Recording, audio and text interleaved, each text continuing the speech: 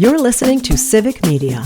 You can tune into any of our live shows on any radio station across the state with the Civic Media app. Find us in your phone's app store and listen anytime, anywhere. This is your WGBW Daily News Roundup for the Talk of Green Bay, 97.9 FM and 1590 AM.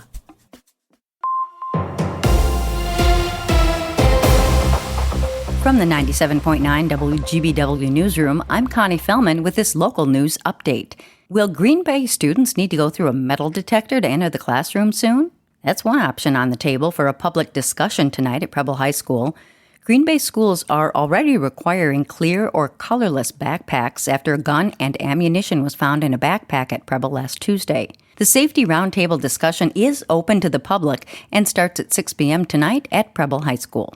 Many Green Bay parents are scrambling to get their hands on clear backpacks since the new bag policy was announced last week and goes into effect a week from today. In response to that demand, Green Bay retailers like Target and Meijer say they're working to get more clear backpacks in stock. Even local businesses that don't normally have anything to do with school supplies are chipping in. In a Facebook post, Specialty Auto in Swamico announced they've ordered 25 clear backpacks to give to families in need who weren't expecting that expense. Show a student ID and they'll give you a backpack. No questions asked, the post says. Several other social media posts from individuals have also popped up over the last few days, offering to buy clear backpacks for families whose back-to-school budget is already tapped. School officials also say the student services departments throughout the district will also help any student get a clear backpack if they need one. If you like the option of taking an Amtrak bus down to Milwaukee from Green Bay, you only have a couple more weeks to enjoy the ride. The Wisconsin Department of Transportation announced the Amtrak I-41 thruway bus service between Green Bay and Milwaukee will end on October 1st. The service started in 2019 as a way for travelers to make same-day round trips between cities along I-41, like Green Bay, Appleton, and Oshkosh, as well as Chicago and Milwaukee's Mitchell Airport. Governor Evers requested funding for the service, as well as potential rail expansion in his state budget proposal, but additional passenger rail funding failed to make it through the Budget Committee.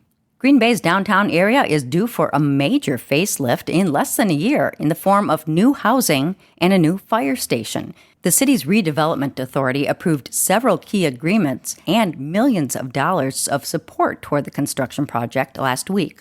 The plan is to break ground next summer on a new Green Bay Metro Fire Central City headquarters and 85 units of affordable housing, a project with a $32 million price tag.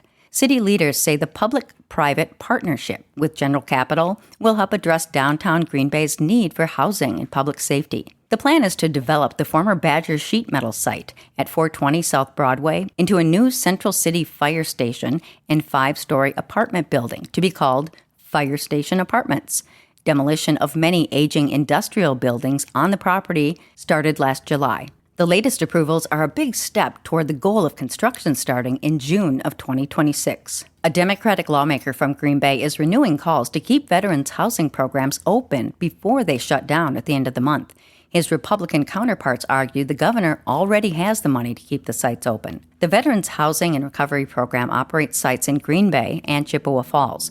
They provide temporary housing to homeless veterans along with other support services.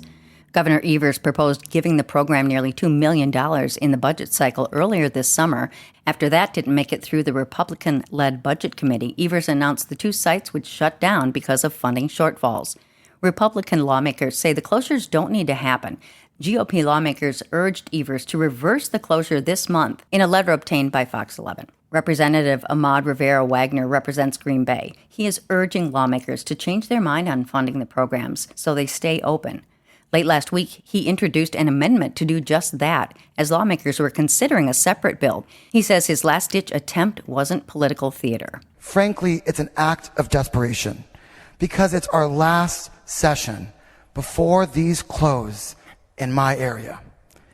And when they close, it won't just be numbers or political gamesmanship. It will actually be the friends and family and neighbors who are veterans sleeping without a roof. The Veteran Housing and Recovery Program sites in Green Bay and Chippewa Falls will close September 30th, absent any action from leaders. The site in Union Grove will remain open. News at the top and bottom of the hour all day and on demand anytime at WGBW.FM. I'm Connie Fellman, 97.9 WGBW News. The Pack is back. Hi, I'm Mike Clemens with sports. NFL, the Packers get ready now to play the Cleveland Browns. The Browns losing to the Ravens yesterday in Baltimore, 41-17. But Jordan Love will be without one of his best receivers, Jaden Reed, Matt LaFleur. Unfortunately, he broke his collarbone, so he'll be down for quite some time. We'll see. Certainly, I would expect him back at some point this season, but obviously it's a big blow to us. College football, the Badgers host Maryland next after losing in Alabama, 38-14 on Saturday. Luke Fickell. Well, that's obviously not easy to swallow, and the truth of the matter is I told those guys that was a much better team than we are right now. Baseball, the Brewers lost to the Cardinals yesterday 3-2, but that's okay. The Crew, the first team in the major leagues this year to clinch a playoff spot. It's been a joy for me to be around a group of guys that have taken that uncommon mindset as serious as they've taken it. That's Pat Murphy with Sports. I'm Mike Clemens. On your entertainment beat, I'm Pete Schwaba. When not trying to push her bathwater soap on lonely men or selling her good jeans, Sid Sweeney does a little acting. The Sidster will play a boxer in the upcoming film Christy, based on the real life of boxer Christy Martin. Born in small-town West Virginia, Christy Martin realized at a young age she was a good puncher and capitalized on that skill to become the best female boxer of the 90s. Despite not being released yet, the film has had a few eyes on it and is currently polling a 61% on Rotten Tomatoes. Actor Joel Kinnaman is not a household name, but he has a solid fan base, and he seems perfect for a good crime story. So it's no surprise he is the choice to play the lead role in a new crime drama called Bishop. According to Deadline, Kinnaman plays Bishop Graves, a weathered, experienced detective who chases a killer preying on San Francisco's elite, only to find out that the crimes have a connection to his own father. The series is currently in development at Amazon MGM. Superman and Lex Luthor teaming up together? What is this world coming to? Before you know it, cats and dogs will be living together. Variety has announced that the sequel for this summer's hit Superman is in motion. If you thought the first one was a spectacle, the follow-up promises an even bigger nemesis will face off against the unlikely duo. James Gunn's Superman, starring David Corenswet, made $613 million worldwide and was a big first swing for the DC Universe, a company where Gunn currently serves as co-CEO. James Gunn says the sequel will be as much a Lex Luthor film as it will be a Superman film. The director says he loved working with Nicholas Hoult, who played Luthor, and really identified with the Luthor character. Yikes. A couple other tidbits from Gunn's Superman world. The director says Supergirl, starring Millie Alcock, is on the schedule to be released in 2026. Superman, A Man of Tomorrow, will start filming in 2026 and be released in 2027. You know you were involved in a pretty challenging marriage when just discussing it causes you to break down in tears. Just ask my wife.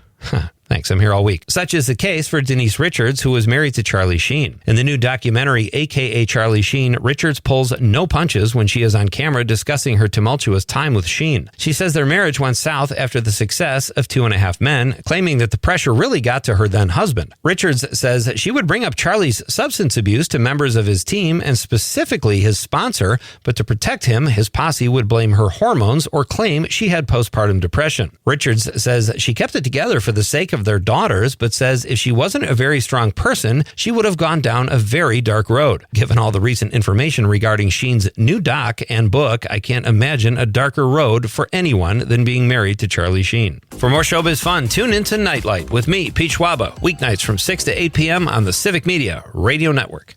We have another warm, summery day on the way. Mostly sunny today. We'll get to around 85 this afternoon. The wind just light out of the southeast at 5 to 10. Tonight, mostly clear. We're going to drop into the upper 50s to low 60s. Tomorrow, more sunshine with a high in the low to mid 80s. I'm meteorologist Sean Cable. Current temp 62. That's your WGBW Daily News Roundup from Civic Media. Subscribe to this podcast on Spotify, Apple, or wherever you find your podcasts. Find more news at WGBW.FM.